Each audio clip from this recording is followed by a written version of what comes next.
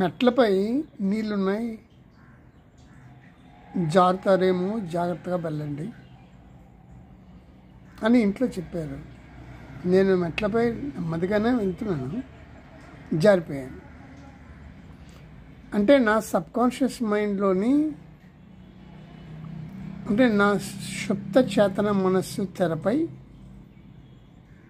నేను పడినట్లుగా నాకు ఇమేజ్ వచ్చింది. ఆ తర్వాత క్షణంలో జారిపోయాను.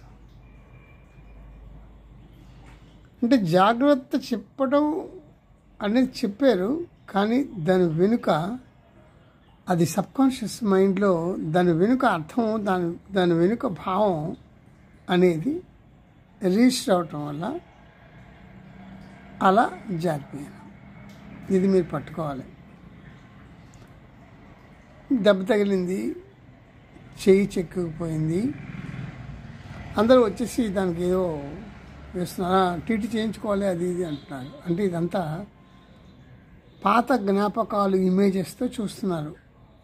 నన్ను కూడా చూడమని చెప్తున్నారు. అలాగే పాత జ్ఞాపకాలు ఇమేజెస్తో టీటీ ఇంజెక్షన్ చేయించుకోవాలి, అది సెప్టిక్ అయిపోతుంది, రక్తం కారుతుంది, దానికి ఐడిన్ వేయండి, దానికి పరిచర్యలు చేయండి, బ్యాండేజ్ వేయండి, ఇవన్నీ చేస్తున్నారు.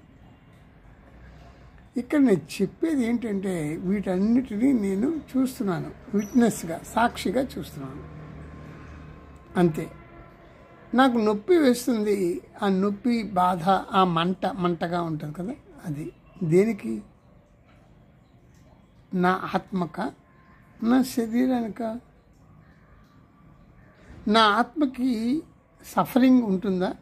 ఉండదు. నా ఆత్మ చైతన్యం కాబట్టి దానికి సఫరింగ్ లేదు. ఓకే, సో మంట, బాధ నా ఆత్మకి లేదు. దేనికి ఉంది? శరీరానికి ఉంది. ఓకే, ఈ మనస్సులో పాత జ్ఞాపకాలతో ఆ దెబ్బకు సంబంధించిన ఊహలు, జ్ఞాపకాలన్నీ వచ్చి ఆ ఇమేజెస్తో అందరూ అన్నీ చేస్తున్నారు. కొంతకాలానికి, ఒక వారంకి, 2 వారాలకి అది నయమైపోతుంది. ఈ శరీరంపై వచ్చిన మార్పులన్నీ కూడా నేను గమనిస్తూ ఉంటాను కదా సాక్షిగా. అంటే నేను ఆత్మను, చైతన్యాన్ని.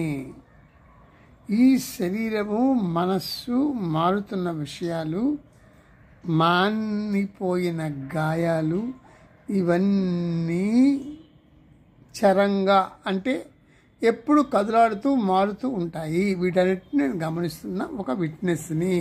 అంటే నేను చైతన్యాన్ని, నేను ఆత్మయే ఉన్నాను. ఇది వర్క్షాప్.